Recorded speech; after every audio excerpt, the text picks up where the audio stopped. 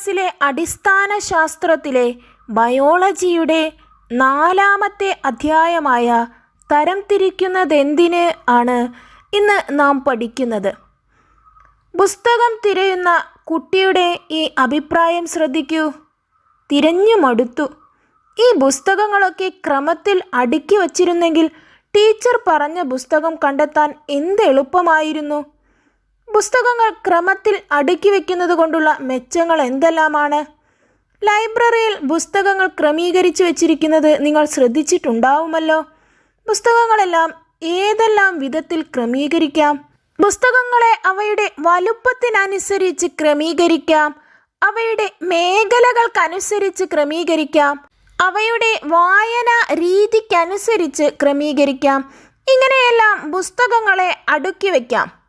വസ്തുക്കളെ ചിട്ടയോടെ അടുക്കി വയ്ക്കാൻ അവയെ തരംതിരിക്കേണ്ടതുണ്ട്. നിങ്ങളുടെ വീട്ടിലെ പഠനമുറിയിലും അടുക്കളയിലുമെല്ലാം വസ്തുക്കൾ തരംതിരിച്ചല്ലേ അടുക്കിയിരിക്കുന്നത്. ചുറ്റുമുള്ള എന്തിനേയും തരംതിരിക്കാനുള്ള പ്രവണത മനുഷ്യ സഹജമാണ്. ഇത്തരം തരംതിരിക്കലിന് നാം പൊതുവെ അടിസ്ഥാനമാക്കുന്നത് എന്തെല്ലാമാണ്? തരംതിരിക്കുമ്പോൾ അതിൻ്റെ ആകൃതിക്കനുസരിച്ച് തരംതിരിക്കും, നിറത്തിനനുസരിച്ച് തരംതിരിക്കും, വലുപ്പം, അതിൻ്റെ ഉപയോഗം, ഇവയെല്ലാം നാം തരംതിരിക്കാൻ ഉപയോഗിക്കുന്ന വസ്തുക്കളാണ്. ഈ ചിത്രങ്ങൾ നോക്കൂ. ഈ ജീവികളെ തരംതിരിക്കാൻ ഉപയോഗിക്കുന്ന മാനദണ്ഡങ്ങൾ എന്തെല്ലാമാണ്?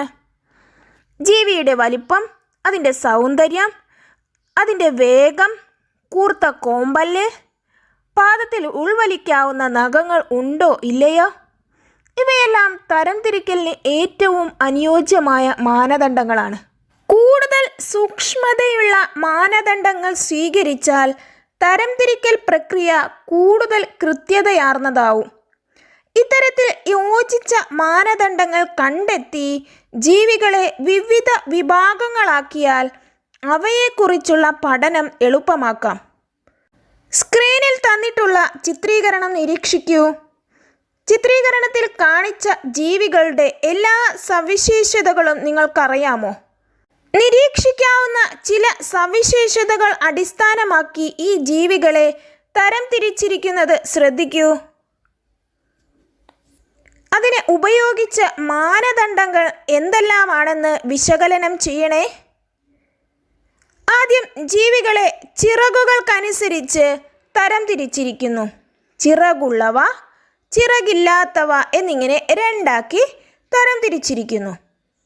അടുത്തത് ചിറകുകളുടെ എണ്ണത്തിനനുസരിച്ച് തരംതിരിച്ചിരിക്കുന്നു. വ്യക്തമായി കാണാവുന്ന ഒരു ജോഡി ചിറകുകളുള്ളവയെ ഒരു ഭാഗത്തും വ്യക്തമായി കാണാവുന്ന 2 ജോഡി ചിറകുകളുള്ളവയെ മറ്റൊരു ഭാഗത്തും തരംതിരിച്ചു. അടുത്തത് കാലുകളുടെ പ്രത്യേകതകൾക്കനുസരിച്ച് അവയെ തരംതിരിച്ചു. കാലുകൾക്ക് ഒരേ നീളമുള്ളവയെ ഒരു ഭാഗത്തും കാലുകൾക്ക് വ്യത്യസ്ത നീളമുള്ളവയെ മറ്റൊരു ഭാഗത്തും തരംതിരിച്ചു.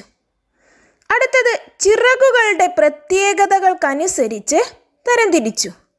സുതാര്യമായ ചിറകുകളുള്ളവയെ ഒരു ഭാഗത്തും സുതാര്യമല്ലാത്ത ചിറകുകളുള്ളവയെ മറ്റൊരു ഭാഗത്തും തരംതിരിച്ചു. ഈ ജീവികളെ വളരെ എളുപ്പത്തിൽ തരംതിരിക്കാൻ കഴിഞ്ഞത് എന്തുകൊണ്ടാണ്? ജീവികളുടെ എണ്ണക്കുറവ് അതിന് നമ്മെ സഹായിച്ചു. കൃത്യമായ സൂചകങ്ങൾ നമ്മുടെ കയ്യിലുള്ളതുകൊണ്ട് അതും ഒരു എളുപ്പ വഴിയായി. ഓരോ സൂചകത്തിലും 2 തിരഞ്ഞെടുക്കൽ സാധ്യതകൾ നാം കണ്ടെത്തിയിരുന്നു. ഇത്തരത്തിൽ കൃത്യമായ സൂചകങ്ങൾ ഉപയോഗിക്കുന്നത് തരംതിരിക്കലിന് എളുപ്പമാക്കും. സസ്യജന്തുജാലങ്ങളെ തിരിച്ചറിഞ്ഞ് വർഗീകരിക്കുന്നതിന് ഉപയോഗിക്കുന്ന ശാസ്ത്രീയ സൂചകങ്ങളാണ് ടാക്സോണമിക് കീകൾ. ഏറ്റവും പ്രചാരത്തിലുള്ള ടാക്സോണമിക് കീകളിൽ ഒന്നാണ് ഡൈക്കോട്ടമസ് കീകൾ. ഇതിലെ ഓരോ സൂചകവും 2 തിരഞ്ഞെടുക്കൽ സാധ്യതകൾ ഉൾക്കൊള്ളുന്നവയാണ്. തിരിച്ചറിയേണ്ട ജീവിയുടെ സവിശേഷതകൾ തിരഞ്ഞെടുത്ത് ക്രമമായി മുന്നോട്ട് പോകുന്നതിലൂടെ ജീവിയെ തിരിച്ചറിയാനും തരംതിരിക്കാനും കഴിയുന്നു. പുതുതായി കണ്ടെത്തി കൊണ്ടിരിക്കുന്ന ജീവികളുടെ സവിശേഷതകൾ ഉൾപ്പെടുത്തി ടാക്സോണമി കീകൾ നിരന്തരം പുതുക്കിക്കൊണ്ടിരിക്കുന്നു. അപ്പോൾ നാം ഇതുവരെ കണ്ട ചിത്രീകരണത്തിലുള്ള കീകളെല്ലാം ഡൈക്കോട്ടമസ് കീകളാണ്. 2 തരത്തിലുള്ള സൂചകങ്ങൾ ഉൾപ്പെട്ടിട്ടുണ്ട് അതിൽ, അല്ലേ? ജീവികളെ തിരിച്ചറിഞ്ഞ് സമാനതകളുടെയും വ്യത്യാസങ്ങളുടെയും അടിസ്ഥാനത്തിൽ തരം തിരിക്കുകയും ശാസ്ത്രീയമായി പേര് നൽകുകയും ചെയ്യുന്ന ശാസ്ത്രശാഖയാണ് വർഗീകരണ ശാസ്ത്രം. വർഗീകരണത്തിനായി ജീവികളുടെ സ്വഭാവ സവിശേഷതകൾ, ബാഹ്യഘടന, ആന്തരഘടന, ജനിതക ഘടന, പരിണാമ ചരിത്രം എന്നിവയെല്ലാം പഠന വിധേയമാക്കേണ്ടതുണ്ട്.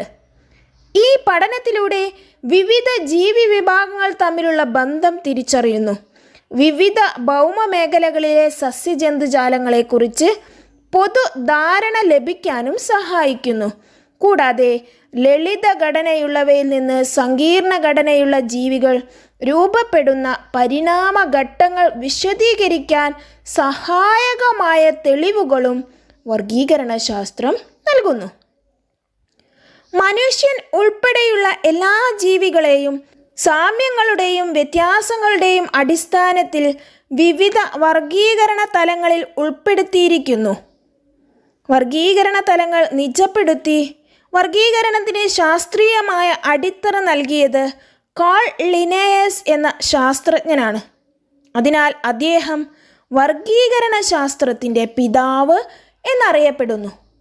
വർഗീകരണ ശാസ്ത്രത്തിന് നാൾവഴികളിൽ ശ്രദ്ധേയമായ സംഭാവനകൾ നൽകിയ ചില ശാസ്ത്രജ്ഞന്മാരെ നമുക്ക് പരിചയപ്പെടാം. അരിസ്റ്റോട്ടിൽ ഗ്രീസിലാണ് ജീവിച്ചിരുന്നത്. ജീവശാസ്ത്രത്തിൻ്റെ പിതാവായിട്ടാണ് അരിസ്റ്റോട്ടിൽ അറിയപ്പെടുന്നത്. ജീവികളെ ചുവന്ന രക്തമുള്ളവ, അല്ലാത്തവ എന്നിങ്ങനെ തരംതിരിച്ചു. തിയോഫ്രാസ്റ്റസ് ഗ്രീസിലാണ് ജീവിച്ചിരുന്നത്. സസ്യശാസ്ത്രത്തിൻ്റെ പിതാവ് ആയിട്ടാണ് തിയോഫ്രാസ്റ്റസിനെ അറിയപ്പെടുന്നത്. സസ്യങ്ങളെ ഏകവർഷികൾ, ദ്വിവർഷികൾ, ബഹുവർഷികൾ എന്നിങ്ങനെ തരംതിരിച്ചു. ചരകൻ ഇന്ത്യയിലാണ് ജീവിച്ചിരുന്നത്. ആയുർവേദത്തിൻ്റെ പിതാവായാണ് ചരകൻ അറിയപ്പെടുന്നത്. 200ഓളം സസ്യജന്തുജാലങ്ങളെ ഉൾപ്പെടുത്തി ചരക സംഹിത എന്ന ഗ്രന്ഥം രചിച്ചു. ജോൺ റേ ഇംഗ്ലണ്ടിലാണ് ജീവിച്ചിരുന്നത്. 18,000-ലധികം സസ്യങ്ങളെ ഉൾപ്പെടുത്തി ഹിസ്റ്റോറിയ ജനറാലിസ് പ്ലാന്റേറം എന്ന പുസ്തകം രചിച്ചു. സ്പീഷീസ് എന്ന പദം ആദ്യമായി ഉപയോഗിച്ചത് ജോൺ റേ ആയിരുന്നു. കാൾ ലിനേയസ് സ്വീഡനിലാണ് ജീവിച്ചിരുന്നത്. ആധുനിക വർഗീകരണ ശാസ്ത്രത്തിൻ്റെ പിതാവ് എന്നറിയപ്പെടുന്നത് കാൾ ലിനേയസിനെയാണ്.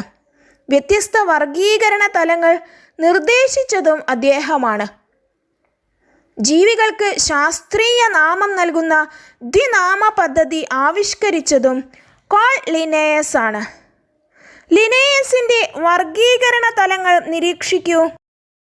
ഒരു സ്പീഷീസിൽ നിന്ന് ജീനസിൻ്റെ കൂട്ടമുണ്ടാകുന്നു. ജീനസിൽ നിന്ന് ഫാമിലിയും, ഫാമിലിയിൽ നിന്ന് ഓർഡറും, ഓർഡറിൽ നിന്ന് ക്ലാസും, ക്ലാസ്സിൽ നിന്ന് ഫൈലവും, ഫൈലത്തിൽ നിന്ന് കിങ്ഡവും രൂപപ്പെടുന്നു. ജീവശാസ്ത്ര നിർവചന പ്രകാരം സ്വാഭാവിക ലൈംഗിക പ്രജനനത്തിലൂടെ പ്രത്യുൽപാദന ശേഷിയുള്ള സന്താനങ്ങളെ സൃഷ്ടിക്കാൻ കഴിയുന്ന ജീവികളുടെ ഗണമാണ് സ്പീഷീസ്. സ്പീഷീസാണ് വർഗീകരണത്തിലെ അടിസ്ഥാന തലം.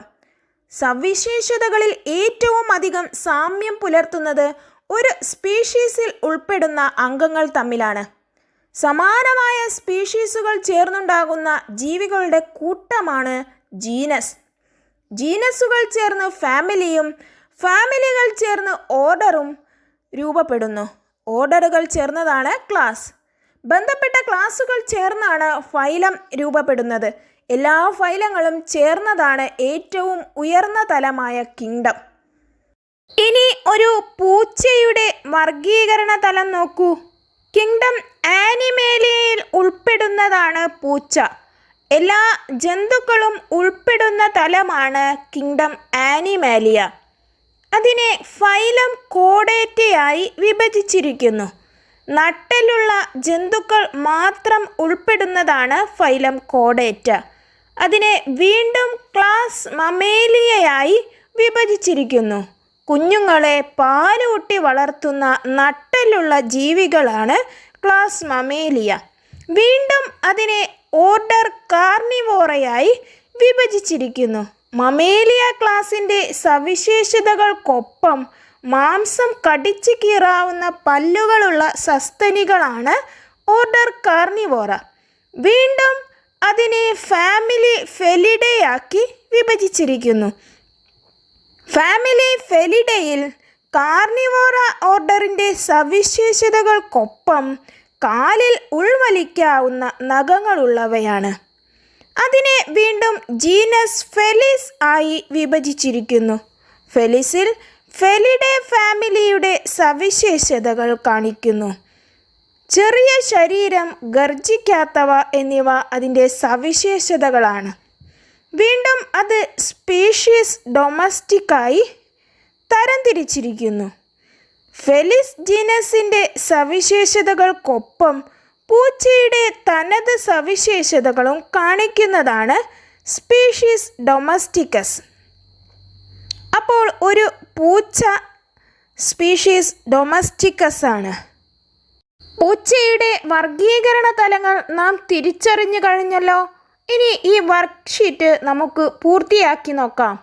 കിങ്ഡം ആനിമാലിയ, ഫൈലം കോഡേറ്റ, class Mammalia, order Carnivora, family Felidae, genus Felis, species domesticus.